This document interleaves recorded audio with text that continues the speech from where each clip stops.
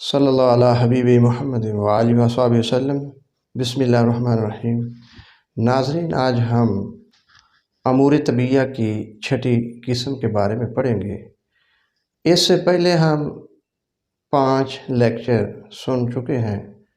جو سب سے پہلا لیکچر تھا وہ تھا ارکان کے بارے میں، پھر اس کے آگے مزاج، پھر آگے اخلاط، اعضاء، 5واں لیکچر ارواح، اور آج ہم 6واں لیکچر پڑھیں گے۔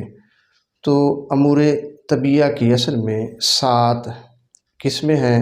جب تک امور طبیعہ مکمل طور پر اس کے بارے میں نہیں جانیں گے تو ہم کسی صورت بھی مریض کا صحیح طریقے سے علاج نہیں کر سکتے۔ تو یہ جو امور ہیں یہ انسان کے وجود کے بارے میں علم دیتے ہیں، تو ان کے علوم کو جاننا بہت ہی ضروری ہے۔ تو جس طرح ہم نے پہلے پڑھا اور سنا کہ ارکان 4 ہیں جس سے انسان کا وجود بنایا گیا، اور پھر ہم نے قرآن سے آیات قرآنیہ سے اس کو ثابت بھی کیا تھا۔ تو پھر اس کے آگے مزاج بھی 4 ہیں، اخلاط بھی 4 ہیں، اور پھر اعضاء 4 جو پورے جسم کے اندر اعضاء رئیسہ ہیں جو باقی اعضاء کو چلا رہے ہیں وہ بھی 4 ہیں، اور اسی طرح ارواح بھی 4 ہیں۔ تو آج کے سبق کے اندر جو ہم پڑھیں گے یہ جو قوا ہے یہ ہے 6واں لیکچر۔ تو یہ جو امور طبیعہ کی 6ٹی قسم ہے اس کو قوا کہتے ہیں۔ تو قوا اصل میں قوت کی جمع ہے، اور پھر اس کی آگے جو قسمیں ہیں وہ بھی 4 ہیں۔ پہلی جو ہے اس کی قسم قوت وہ ہے قوت طبعی، اور دوسری جو قسم ہے وہ ہے قوت نفسانی، پھر تیسری قسم قوت حیوانی، پھر آگے قوت نباتی۔ تو یہ 4 قوتیں ہیں جو پوری باڈی کو چلاتی ہیں۔ تو آج ہم صرف قوت طبعی کے بارے میں پڑھیں گے، کیونکہ ان کا پورا اگر مکمل لیکچر پڑھیں تو یہ بہت لمبا ہے۔ تو قوت طبعی کی بہت قسمیں ہیں، تو اس لیے سب سے پہلے ہم قوت طبعی کے بارے میں پڑھیں گے۔ تو قوت طبعی کی آگے 2 قسمیں ہیں، قوت شخصی اور قوت تناسلیہ۔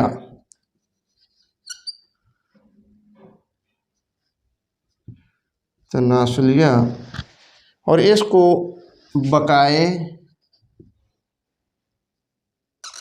نوع بھی کہتے ہیں، اور اس کو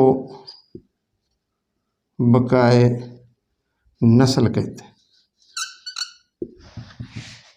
اور یہ بھی ذہن نشین کر لیں کہ یہ جو قوت طبعی ہے اس کا تعلق جگر سے ہے، اور جگر یہ آگے ان قوتوں کو چلاتا ہے۔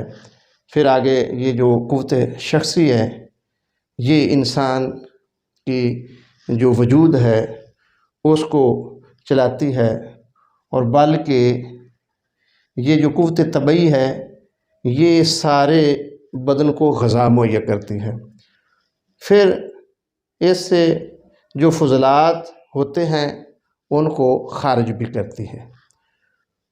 تو پھر آگے یہ جو قوت شخصی ہے یہ انسانی اشخاص اور افراد کی بقا کے لیے غذا میں تصرف پیدا کرتی ہے، اور یہ جو قوت تناسلیہ ہے یہ انسان کی نسل کی حفاظت کرتی ہے اور پھر یہ انسان کی جو نسل ہے اس کو آگے بڑھاتی ہے۔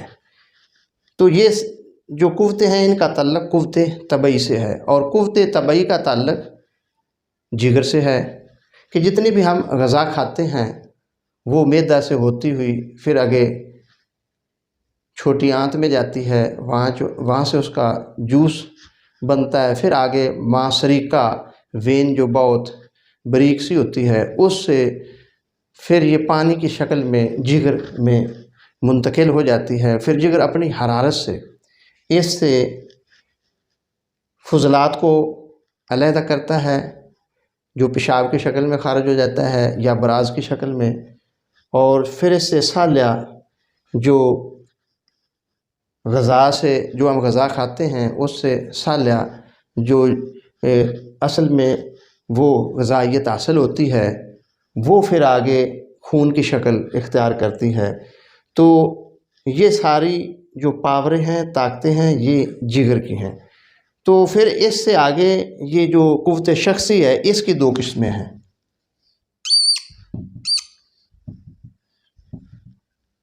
قوت غازیہ اور قوت نامیہ۔ قوت غازیہ جو ہے یہ غذا مہیا کرتی ہے اور غذا کو عضو کی طرف کھینچتی ہے جس سے وہ پرورش پاتے ہیں، اور قوت نامیہ جو ہے یہ انسان کے بدن کو اس کی ضرورت کے مطابق اس کی لمبائی، چوڑائی اور اس کی موٹائی کو بڑھاتی ہے۔ جس طرح انسان بچپن سے بڑھ کر پھر بڑا انسان بن جاتا ہے، تو بچپن میں انسان کا صاف ظاہر ہے قد بھی چھوٹا ہوتا ہے، چوڑائی میں بھی چھوٹا ہوتا ہے اور وزن بھی کم ہوتا ہے۔ جو بڑھتا جاتا ہے تو پھر اس کا جو قد ہے وہ بھی لمبا ہوتا ہے، چوڑائی میں بھی بڑھتا ہے، اور قد کے لحاظ سے، عمر کے لحاظ سے اس کا وزن بھی بڑھتا ہے۔ تو یہ جو قوت نامیہ ہے یہ اس کے قد میں اور اس کی چوڑائی میں اور اس کے وزن میں مدد دیتی ہے، اس کو قوت نامیہ کہتے ہیں۔ تو یہ جو قوت تناسلیہ ہے اس کی بھی آگے دو قسمیں ہیں۔ قوت مولدہ اور قوت مصورہ۔ یہ جو قوت مولدہ ہے یہ اصل میں کیونکہ انسان کی یہ جو قوت تناسلیہ ہے انسان کی نسل کو بڑھانے میں مدد دیتی ہے، تو پھر یہ اس کا جو تعلق ہے پھر اس سے آگے جو دو قسمیں یہ آگے بنتی ہیں، قوت مولدہ اور قوت مصورہ۔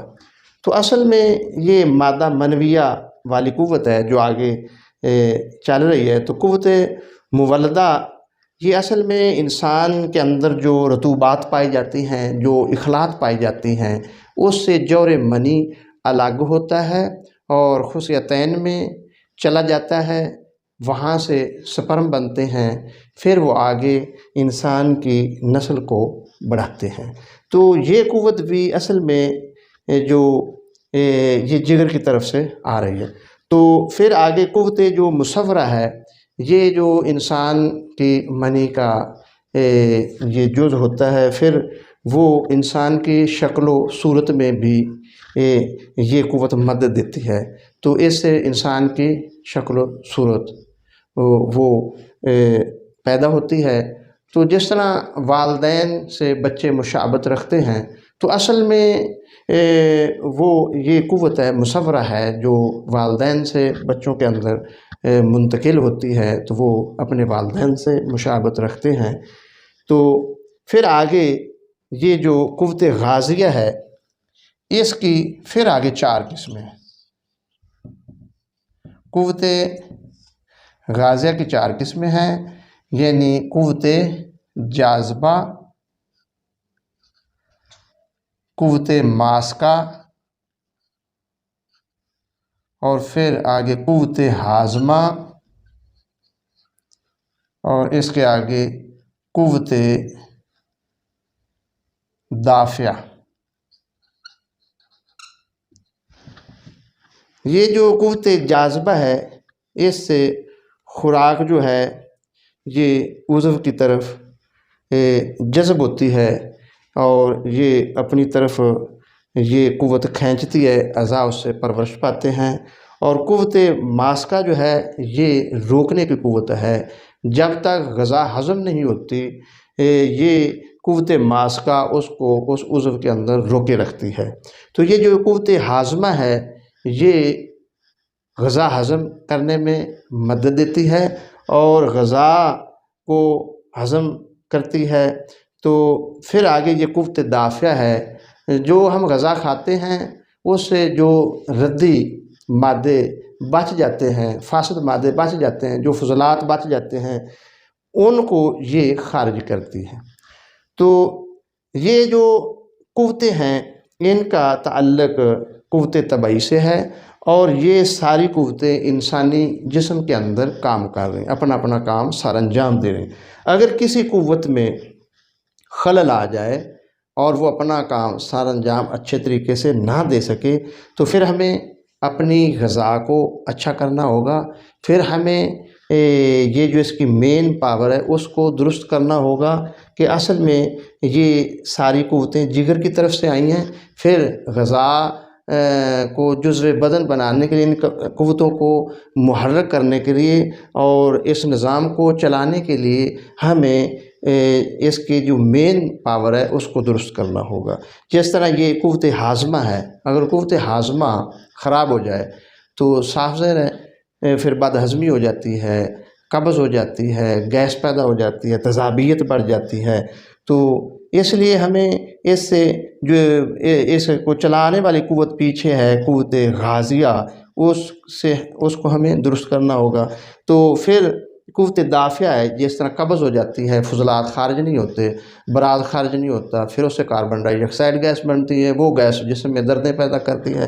تو قوت دافعہ یا یہ جو پیشاب ہے یہ خارج نہیں ہوتا ہے، یہ جتنی بھی فاسد مادے اندر رک جاتے ہیں یا پسینہ نہیں آتا تو بخار ہو جاتا ہے، دردیں پیدا ہو جاتی ہیں، جتنے بھی فاسد مادے اور فضلات جسم کے اندر رک جاتے ہیں ان کو خارج کرنے کے لیے قوت دافعہ کی ضرورت ہوتی ہے۔ اگر قوت دافعہ کمزور پڑ جائے تو وہ ردی مادے رک جاتے ہیں، پھر وہ بیماری کا سبب بنتے ہیں، انسان بیمار ہو جاتا ہے اور پریشانی کا اسے سامنا کرنا پڑتا ہے۔ تو اس لیے ان قوتوں کا جاننا بھی بہت ضروری ہے تاکہ صحیح طریقے سے ان مریض کا علاج ہو سکے۔ دعا ہے کہ اللہ پاک ہمیں طب کو سمجھنے کی اور اس کو جاننے کی توفیق عطا فرمائے۔